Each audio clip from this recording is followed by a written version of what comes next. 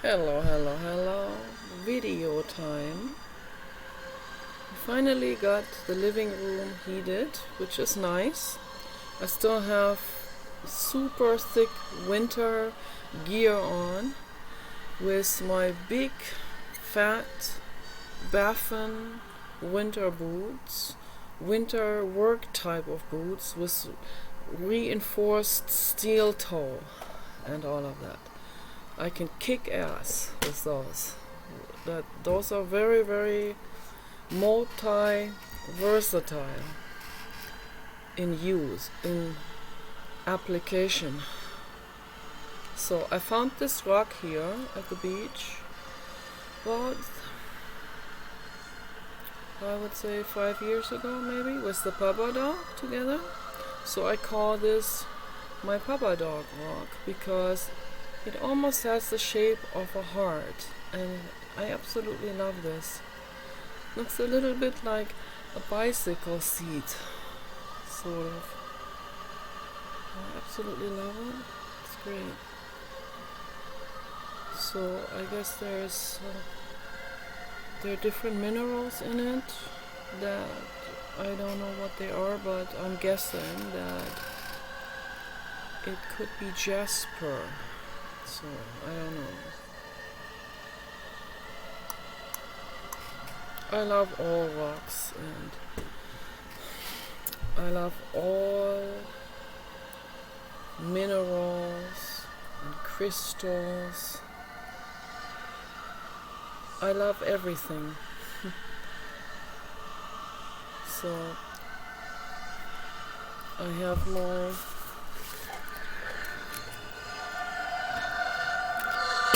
Kindle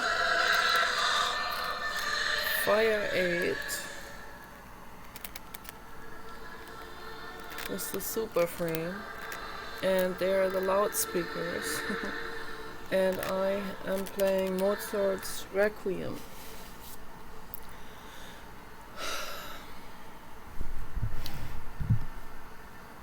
And this is a different recording than the one that I'm playing in the van.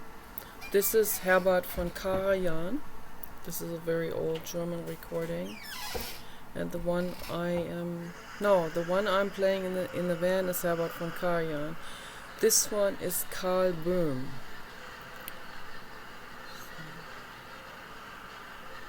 I think Herbert von Karajan was German and Karl Böhm was Austrian, but I'm not so sure.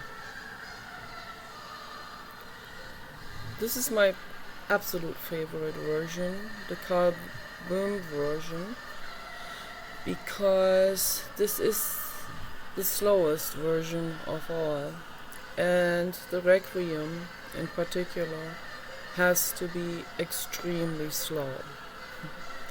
It needs to be so slow that it's stretched. I would like to put this into some kind of sound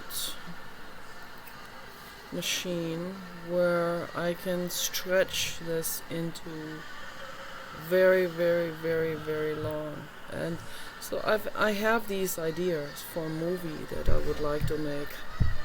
I'd like to make a movie with Mozart's music, because I strongly believe that everyone should be listening to this music at least one time in their lifetime for 3 hours straight. So I want to make that movie 3 hours long, but it has to be done professionally with professional cameras and sound system. It has to be the absolute top best sound recording system that exists, because this music deserves that, obviously.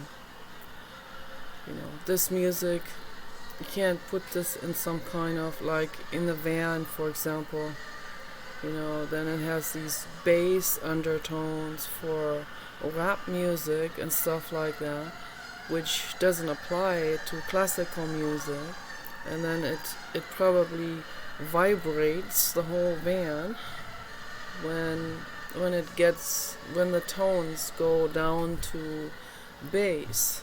So like bass sound, extreme over amplification or something. Yeah. So this is also obviously not the best recording. I mean the best tape recorder system. So this is not the best sound player. Okay, obviously. And even if I put my headphones on, it doesn't sound better than this, so I don't even bother putting the headphones on. And headphones, they should also... I need to have a really good sound player with the best headphones in the world for this music. That's what I really need. But they're expensive. I don't know how much they cost. That can cost a couple of $100. I don't know. Maybe $1,000. I don't know. I can't afford it. So what we really need, what I want to create, what we need to have for the therapy help centers and for the whole world, we need to have really amazing cathedrals, which already exist, obviously. This music was written for the Christian church. I want to remind people of that. Not for Frankenstein films or something. No, this was the music that the aristocrats used to listen to. They still do to this day, but it was much more popular in the past, obviously, before people had music records and MP3. So, in Mozart was around the middle of the 1700s, I believe, born in 1756. So his highlight was 1770, 1780. At that time, they had to rely on musical instruments to express their emotions and to dance and to party and all of that.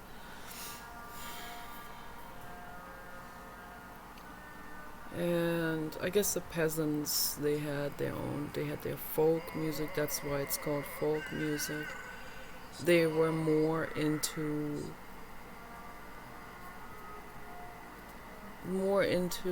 kind of more like childhood phase type of music, that's easy to understand, that had also a rhythm where people could dance to and all of this.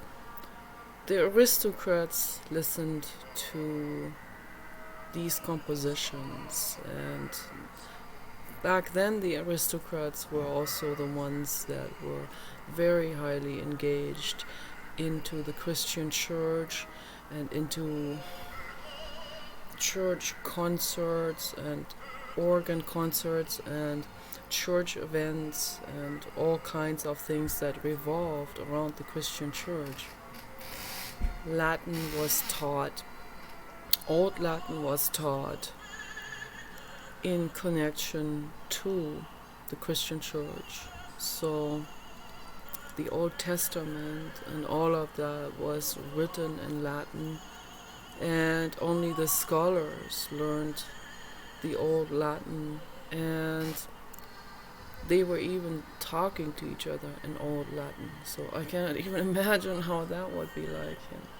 To talk to in Spiritus Sanctus, in nomine Patri, Agnus Dei.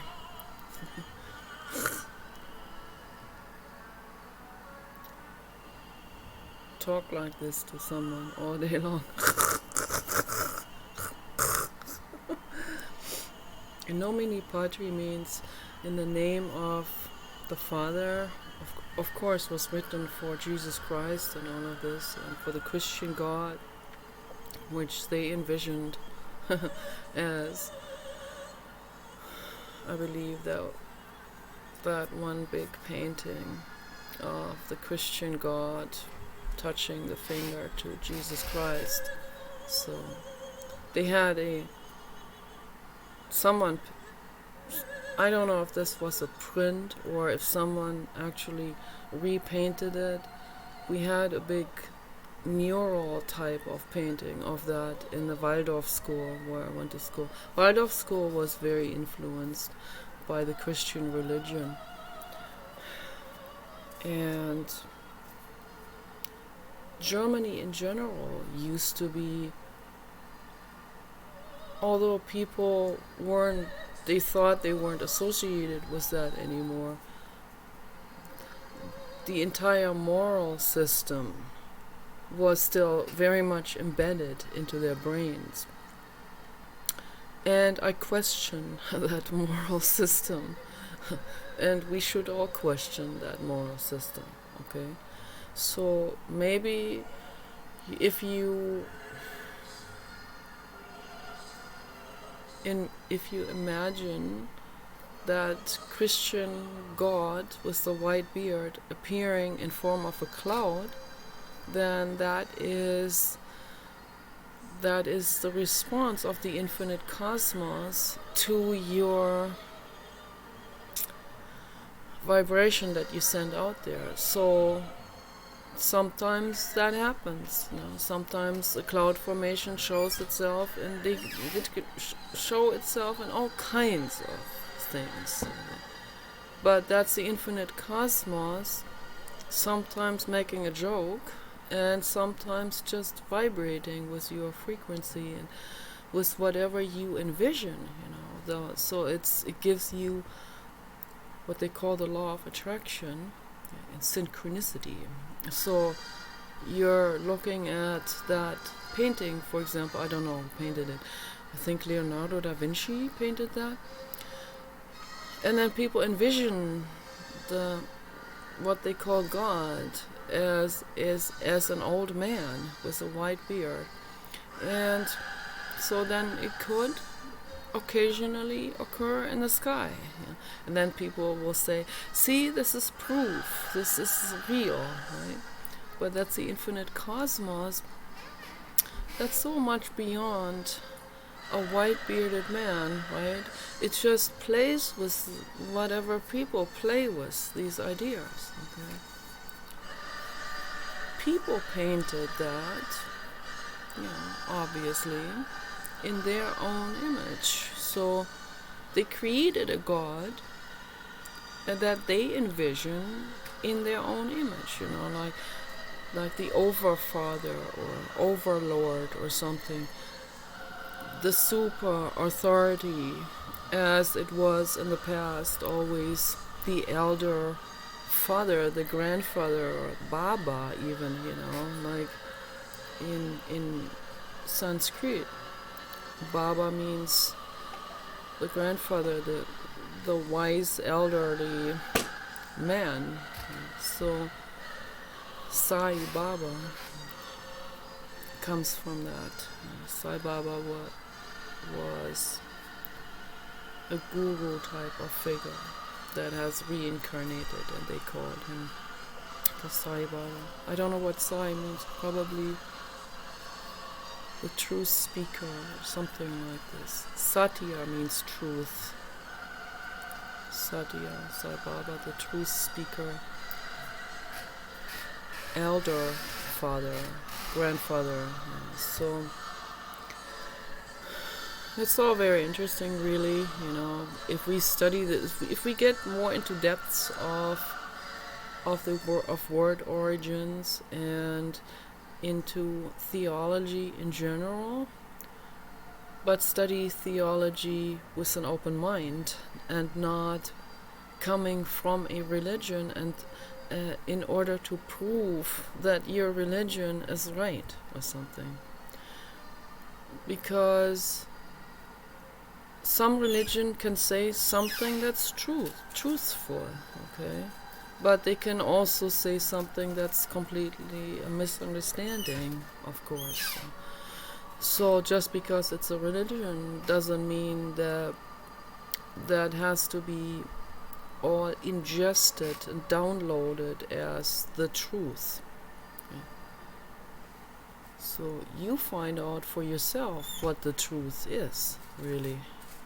That's what I want to teach also in the therapy help centers, because I think mental empowerment is absolutely important for healing, for the entire healing process. The infinite cosmos plays with us, okay? So sometimes with a lot of humor that totally bypasses people. they don't even see it. I see it. I laugh. Sometimes I have to laugh really hard for hours and hours and hours. You know, the kind of messages, the cloud formations, random, as they call it, random pattern formation. So pattern recognition. So whatever, you have some kind of modality, and there will be a pattern emerging in that modality, such as the rug, or a bed sheet hanging over a laundry rack, or the clouds, or the foam in the ocean, or a photograph of greenery, of a shrub outside, a shrub moving. I saw videos of people where there was a shrub in the background. This one really amazing lady, she was a great bodhisattva. Yeah, I forgot the name. Anais Nin. Okay, so she wrote pornographic stories. She was a great bodhisattva. She was an angel soul. She was very, very, very wise. People came to her to study with her. She was giving lectures on mindfulness, meditation, yoga, and all of that in her house in Malibu, in LA. And so she had given lectures, and some people uploaded it to YouTube. And I see in the background, I don't know when she was giving these lectures, somewhere in the 70s. And they already had color recording. So there were the shrubs in her back garden surrounding her swimming pool, and these shrubs, they were moving with the wind. And suddenly I see Sigmund Freud talking to Friedrich Nietzsche. They're leaning towards each other like this as they were talking. I couldn't hear what they would say, If I would go out there, if I had been there in the swimming pool, I could have listened to the whispering of the wind playing with the leaves. And I could have heard, listened in to that celestial conversation. But I could see them, Sigmund Freud and Friedrich Nietzsche talking to each other. I don't know if they ever met in actuality, in person. I don't think so. So they were contemporaries, but Nietzsche was older. They were contemporaries with Charles Darwin too, but Darwin and Freud were younger than Nietzsche.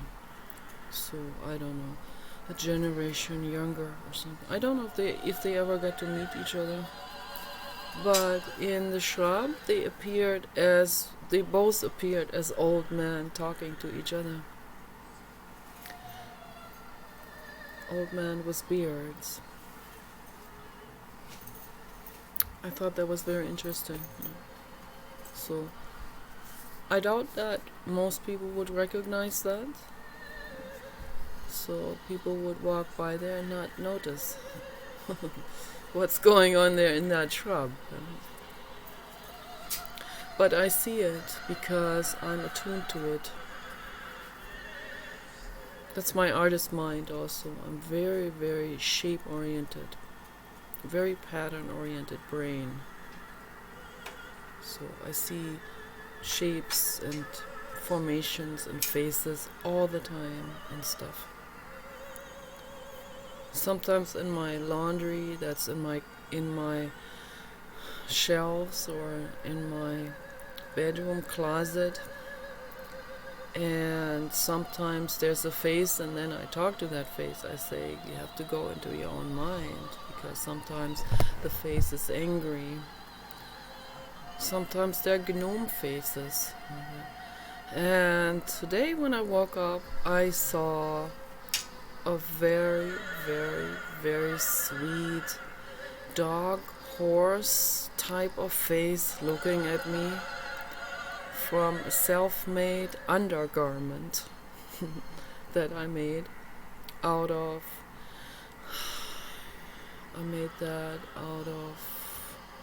an old fleece pants. I made it nicer looking and fits better, looks nice. And I stuffed that in. I always stuff that in there. I don't fold it or anything. I'm too lazy for that. I just want to get it done with the laundry, and then the stuff sits in there in a specifically folded, self-folded, formed, random pattern developed way. And then these faces look at me and they will say, I'm mad at you, what you said there, and I'll talk to them. So those are energies. And that dog horse face looking at me, that is the sweetest thing. And I said, you sweet thing. And I cried. And I thinking about all the horses and all the dogs in the world. And it already has eyes on it because of the pattern that that has been printed on that fleece pants. Kind of SpongeBob type of cartoon figures with eyes, and then it formed itself in a way where the eye is looking at me and it has that big muzzle on the front, and that looks really, really sweet, like he wants to say, I exist, it's rough, but I surrendered myself to you, Nicola. That's what that dog horse formation says to me. That's an energy too. I exist and it is raw, but I surrendered myself to you because you are. There's a bird in the sky. Because I look at all the birds and I talk to all the birds when I'm outside also. So that dog horse formation he has this really, really sad look on his face, kind of droopy eyes, like this.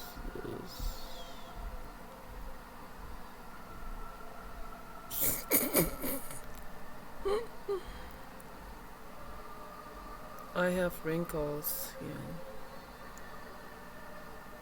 so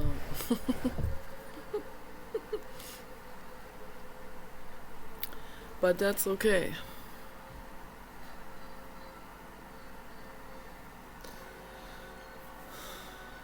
But really sad. It's kind of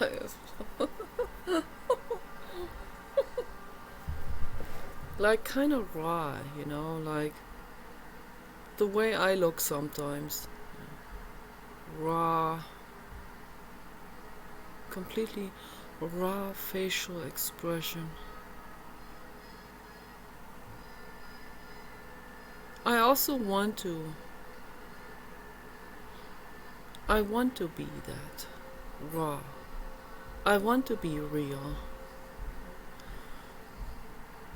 I don't want to kid myself anymore. Sometimes I look in the camera or in the mirror and I see sadness like that. Droopy-eyed sadness, rawness. There's a school of thought in South Africa. I forgot the names now of those people. They're pretty amazing. But then it becomes another religion again. Unfortunately, that happens so quickly.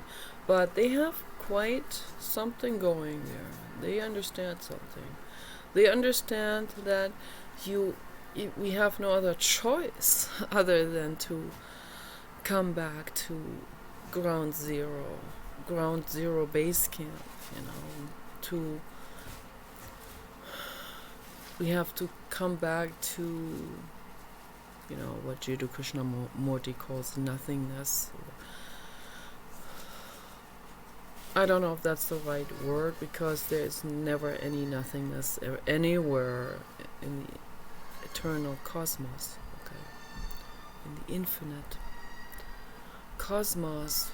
There's nothingness, doesn't exist. What they mean by that is, what they mean by ground zero or nothingness is no ego, no self idea. The concept of self. That's very tricky. I've not achieved that, and I won't in this lifetime. And I'm not aspiring to it. What I'm aspiring to in my life is, I just want to heal my mental illness. That's all I'm trying to do, in my whole lifetime. And I come across different teachers, different thought schools. I learn about it. I meditate on it. I listen. I listen as deeply as I can to everyone. Some things feel very true. Some things don't feel so true. But in the end, I am testing all of this out for myself. And we all should do that. This is absolutely spectacular outside. The clouds and the green. This is such a beautiful view. And behind the trees, the ocean, at the horizon, all the way down there. We're up high, so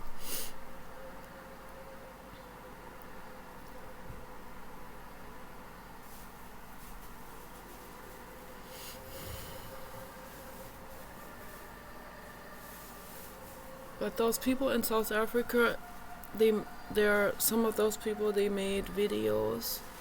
Some of these people are newcomers to this type of thought school, and some of them are more advanced, and they knew right away that they knew this was the path. Obviously.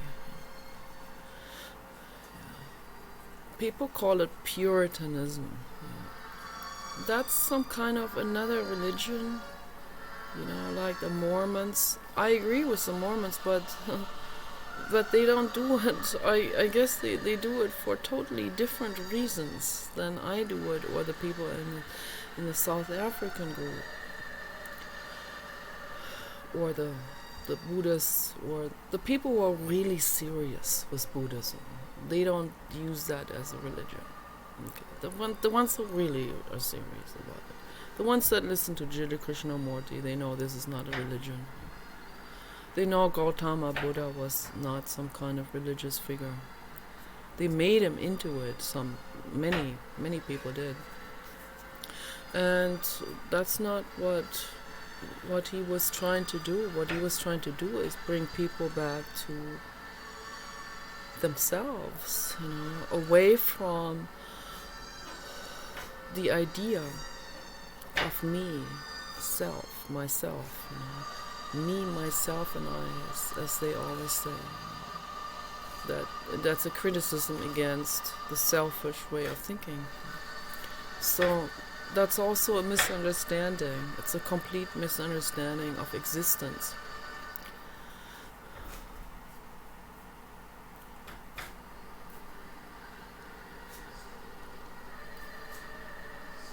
We can clearly see this through evolution.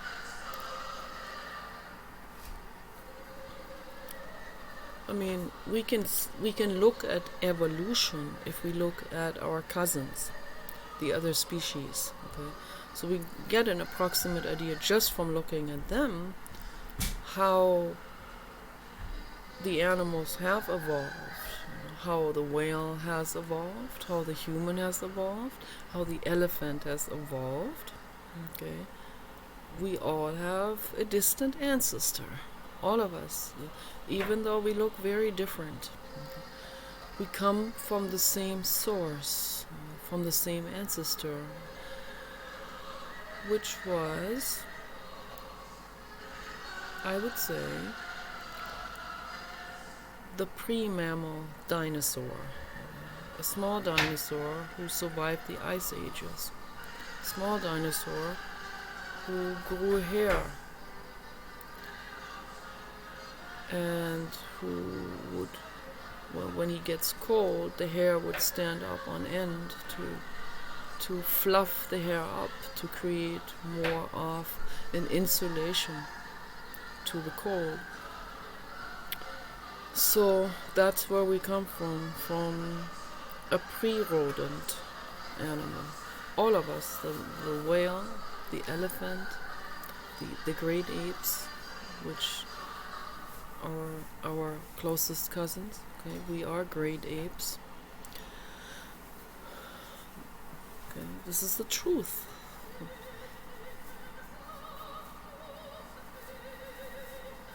And there's also things happening that are much more convoluted and complex than Charles Darwin ever could think about.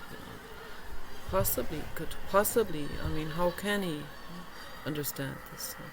So Barbara McClintock later on discovered there are jumping genes.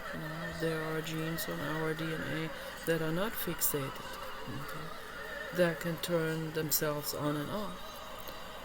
So that can also change the biochemistry in the body and all of these things. So that's mainly in terms of biochemistry. It's enormously complex. It is so complex that people can't figure this out, or all of it. They figure out bits and pieces as time goes by. They figure out more. But I don't know if a mammal system can be figured out all the way. They can map the entire genome, but they can't, it's still more complex than this, everything. So it's I would say it's infinitely complex, and things will be figured out in time.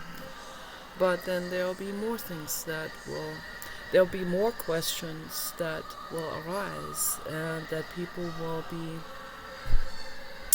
looking into, obviously.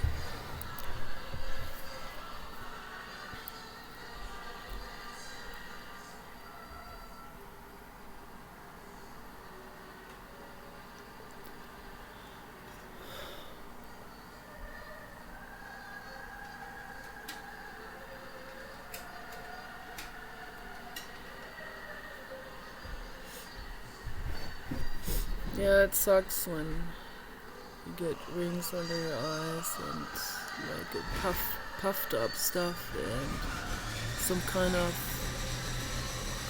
of blood vessel that puffs up. It sucks. So, but it is what it is. I love myself. I love my body. I'm trying to make the best out of my life as good as I can.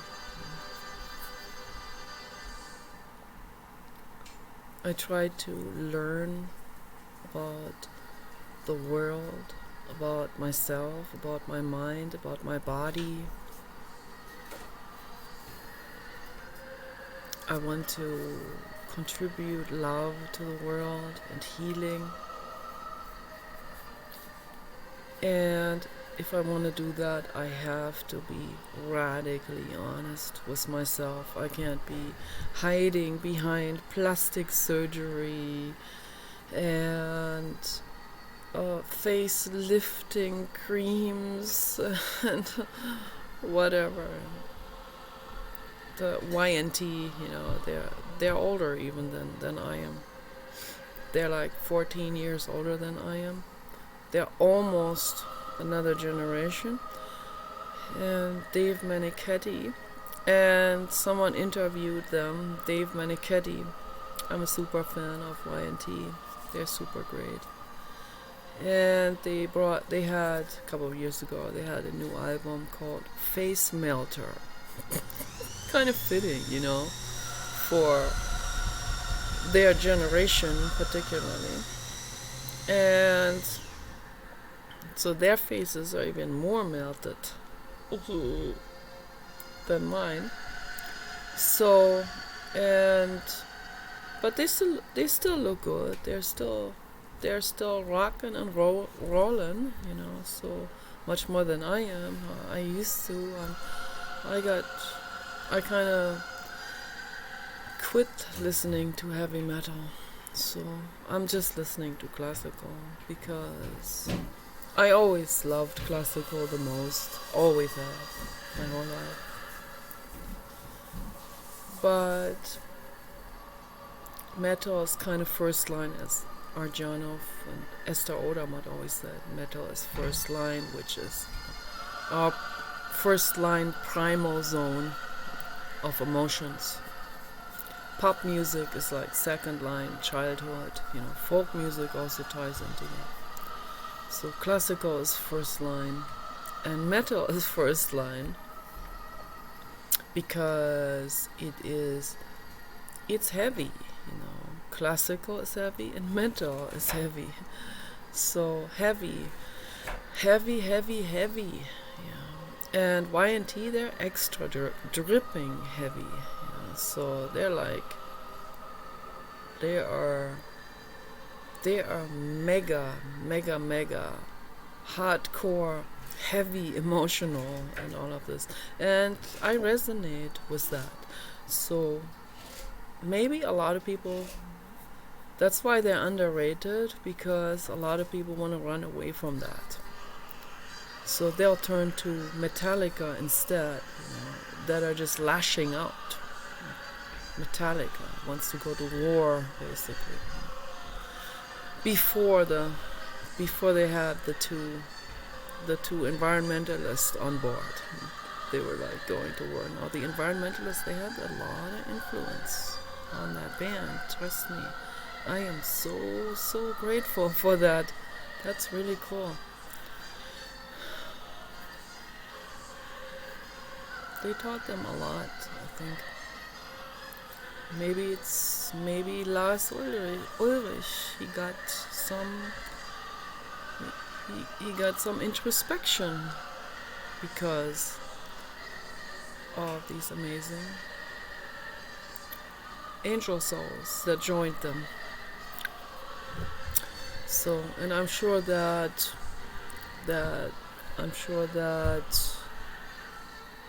my former crush, James Hetfield, got a lot of help from them as well, emotionally. They saved that band altogether. So I used to listen to them when I went roller skating, so that was kind of fun. Or when I was working out on work, like in LA, we had a bunch of workout machines and treadmills and stuff like this, and I would listen to the music and work out. That was real. That's kind of energizing in a way, but it wasn't. It was kind of militant. So my favorite band is definitely the heavy emotional emo Y&T. And in that interview, the interviewer misunderstood the title of that new record, and he said, "So, talk to us about your new record. What's the title? Facelift?" And Dave Menichetti had to laugh. And he said, "Well, that's really fitting." I love that guy. He's so cool.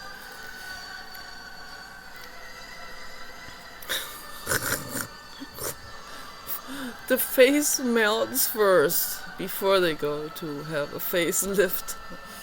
So, but it's all cool. And I want to, I want to be true to myself. I don't want facelifts. My grandmother had facelifts done because she was older than my grandfather. But I think that's so ridiculous, all of this. She was a beautiful woman, my grandmother. She's the one that has the African Bantu. Long time ago. People wouldn't recognize that anymore. Like from 1400, an African Bantu girl was picked up by a Celtic warrior, a literal Celtic warrior.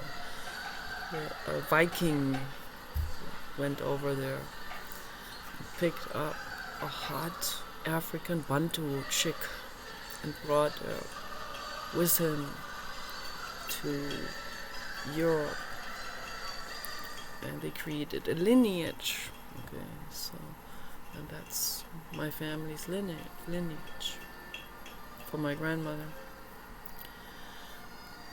So, and then from my mother's side, well, that's the Bantu lineage comes from my father's side. So then my mother's lineage has a South Pacific Islander in her. And that was also way back, like that was like from 1600 something, so way back. It's very interesting, all of this.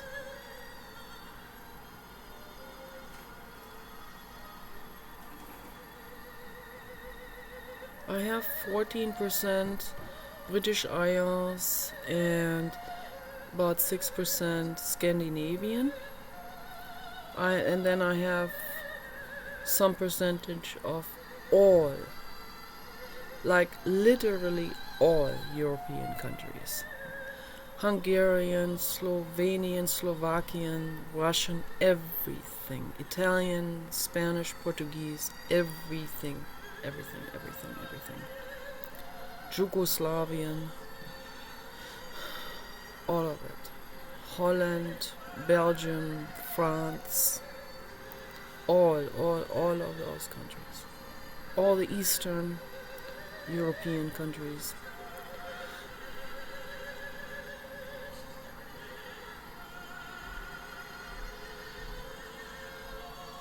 And the Scandinavian, that covers all of the northern region. Lithuanian, Finland, Norway, Sweden, Iceland, all of those.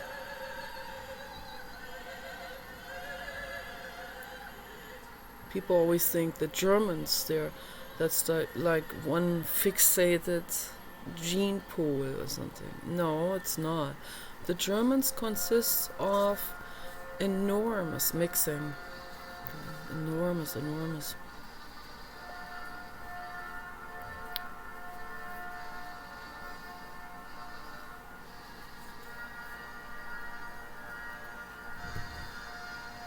And that's good, okay? It's very good. the wider the gene pool, the better it is, okay, for the brain and for that entire individual. Okay. The more there is inbreeding, the more there are physical ailments, the more some are crippled, some are they have sicknesses and have all kinds of things that happens with inbreeding. So that's why it's not a good idea to inbreed dogs or animals or anyone in general. Yeah.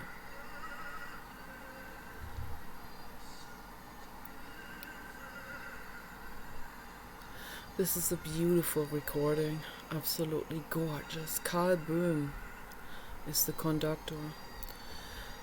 The Vienna Philharmonic Orchestra, absolutely gorgeous.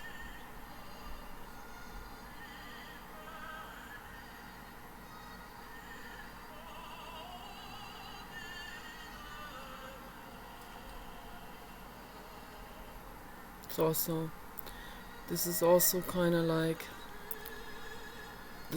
I believe the entire Requiem, which is, the text comes from the Christian religion or the Catholic religion, back in those years around 1700, 1600, that Lutheran was still relatively new, so that wasn't very widespread. Most of it was really, the main church was the Catholic religion, and so the Requiem was some kind of ancient Latin text that was written for the grieving over Jesus Christ's death. And it is very, very interesting that Mozart himself died during this composition. Very interesting.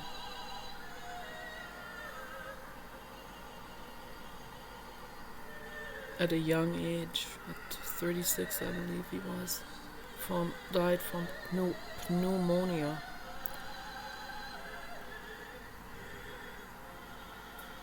He couldn't keep his money together, so he could not afford to heat his house. That killed his mother and him. It's horrific. Absolutely horrific. That a genius of those epic proportions would have to die like that. He needed to be living in a sanatorium with his mother. They needed to be taken care of. Some artists, some great artists, myself included, they need to be taken care of by someone. They are not good with finances. They are not good. They give everything away. They party everything away. They're too generous. That is part of that artisticness. The artistic brain is in tune with the infinite cosmos. Okay? So this is infinite generosity. There is no boundary. There is the idea of self also is, I wouldn't say is completely worked through and mastered or anything, but in that flow of creation, in that moment, that idea of self is merged with the infinite cosmos. So I'm always listening to the same recordings from Jiddu Krishnamurti and David Bohm, and they are talking about this, like they're talking about the center of self, the idea of self things in terms of hierarchy and centrism. Not center in terms of therapy help center. Maybe I shouldn't even use that word center for it, because then it gets jumbled up and people will misunderstand it, and they will think this is some kind of hierarchical center or some kind of what the churches always have done, the misunderstandings of the infinite, the celestialness. They made themselves into a center, which is hierarchy, which is dualism. Okay. The ego is very quick to do this. Someone who studied the texts and who may get a glimpse of an idea of, yeah, this is beautiful, but then it becomes romanticized. Then it becomes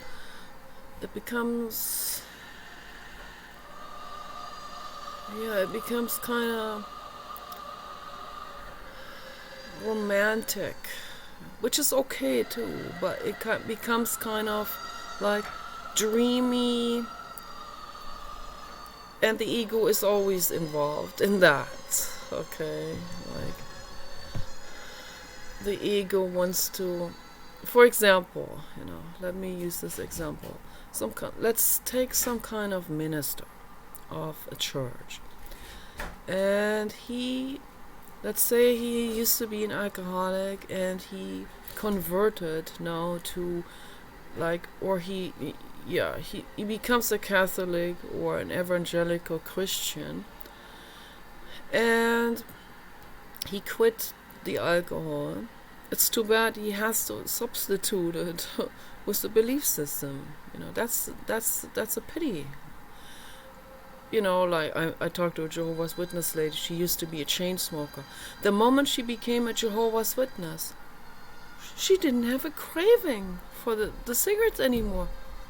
Oh wow! How does this come about? What's going on biochemically in the brain with this, right? It's not because of the grandness of the Jehovah's Witnesses. No, it's because they don't allow it, and it's not part of the religion. So she embeds the religion into herself. They don't allow her, and suddenly it's easy for her. Oh my gosh, 444, thank you, Blue God. What I'm saying is the truth. The Blue God says, listen to Nicola, this is the truth, okay? That's the truth what I'm saying. Thank you, Blue God. That's super. Blue God support, So, religion is... It's an authority. That's what it is. It's a mental authority. That's why they are able to quit those substances with it. So the alcoholic minister, he quits the alcohol. He becomes deeply immersed with the texts and all of that. And he doesn't question anything. That's his new identity. Okay, so... And it could be anything. It could be the church of vegan milkshakes, and we will just make up a text with it that says, vegan milkshakes make you happy. And then we sing a song together, a sermon song. The vegan milkshakes make you happy, ta ta ta ta ta ta ta ta ta. In nomine patri, in spiritus sanctus, okay? And then people will go like, yeah, this is my new religion. From now on, that's all I'm drinking. Vegan milkshake. It's better than the alcohol. Yeah. Too bad you make it into a religion, though. Do you see what I'm trying to get at here? Okay. Question the religion part of it. You can take the good and leave the bad behind. You don't have to take the entire enchilada with it. The whole fixin', as they say, So there are some good elements in the devil worshippers communities, right? There's some good elements. They'll say, yeah, we like that fertility god Pan, right? Which the Romans made into the devil. Nobody even researches the history of this. And then they go, the devil. Ooh, scary, scary. No, no, no. The devil was a fertility god. That's good. Was good. Good, good, good, right? That was a pagan god. The same as Faunus. Okay, so I guess they have some other names too. So the fertility god was depicted as a man with a beard, and one foot was a hoof, and he had horns. Okay, he was horny all the time. That's where that comes from. It's good to be fertile. It's good to be love and life embracing. Okay, so the pagans had all kinds of gods. Okay, and so did the Romans in the past. So. But then the Christian religion spread out in the Roman regions, in Italy, in Spain. So that became the Catholic religion. Then that swept over the other ones. Wanted to, I guess, override all of the other original folk pagan type of beliefs that were all around the whole globe, originally, including in the Middle Eastern regions. So until Muhammad came and then did with them what the Roman Catholic Church did with the Roman countries. Okay, the same thing. They took over, and I guess people wanted to really believe this. They wanted to believe in a monotheism. Okay, so, and all of those monotheistic religions are misunderstandings of the infinite cosmos. The infinite cosmos is not about division, war, dualism, one religion fighting the other. That's not what it's about. That's a misunderstanding. That is the human ego.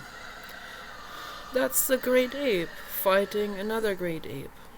One group of chimpanzees warring against another group of chimpanzees. We already see this, all of this is already there. Okay? That's the animal in us. The animal ego. Okay? And then they merged that together with a religion that was misunderstood also. From someone who may have had some insights, originally, some insights, I'll say. And then all of that gets twisted out of proportions and embedded into the human ego that sees things in dualistic ways. Okay? So, religiousness goes through the entire evolution. It already starts with baboons. They have observed, researchers such as Dr. Robert Sapolsky, who is a primatologist, has studied baboons. They have already observed that baboons, when the sun comes up at the horizon, and they see that when they're next to the ocean somewhere, they see the sun coming up over the horizon. They see that. And they can't touch it. They don't know what it is. Okay? And the first cognitive way of thinking tries to make sense out of it. We come from animals like this. Not the same, there are distant cousins out of this. We come from the same ancestors. But all of these ancestors have a resemblance to all of these basically different type of stages, approximately, of the monkey evolution. The monkey, let's put it this way, the monkey primate families, okay, that are there right now. So, yes, we are coming from distant ancestors that we have in common with the other apes and monkeys. And they were monkey type of animals. I would say they were monkeys.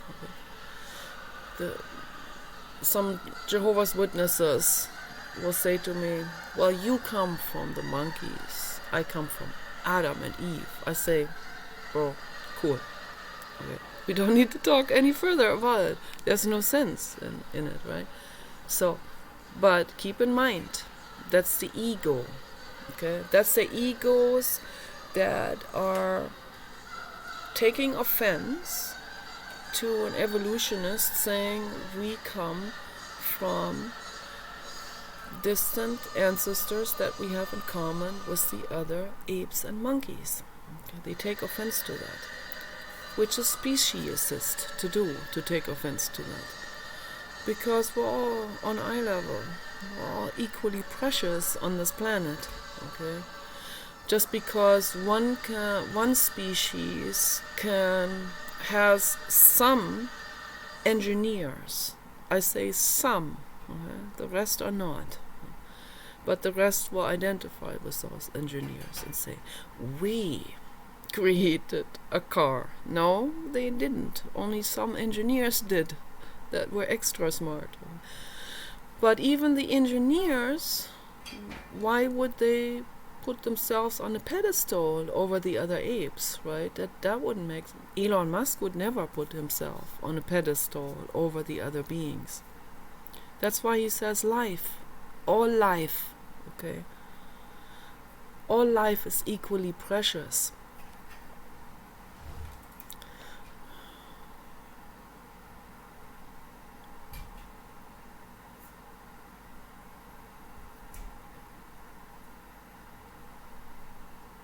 Jiddu Krishnamurti and David Bohm, they come to this conclusion that the moment this idea of self comes in, with this,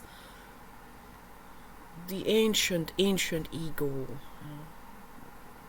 that runs through evolution, of course. That happened through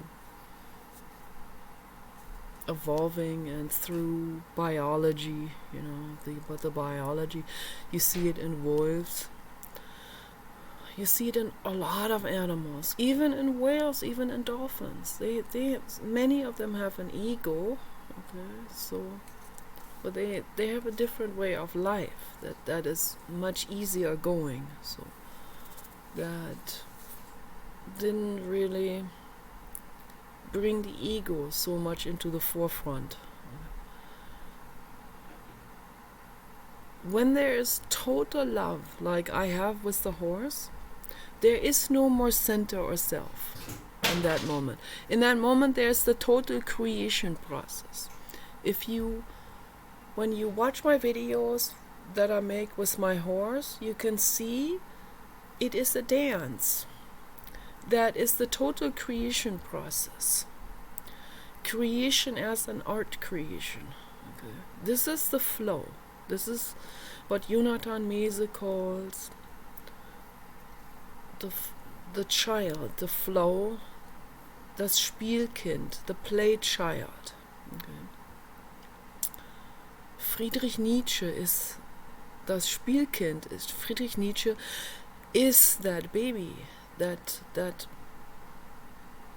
ever-flowing play child. Okay. The animals can tell. They feel safe with Nietzsche. They feel safe with me. Okay. There is oneness.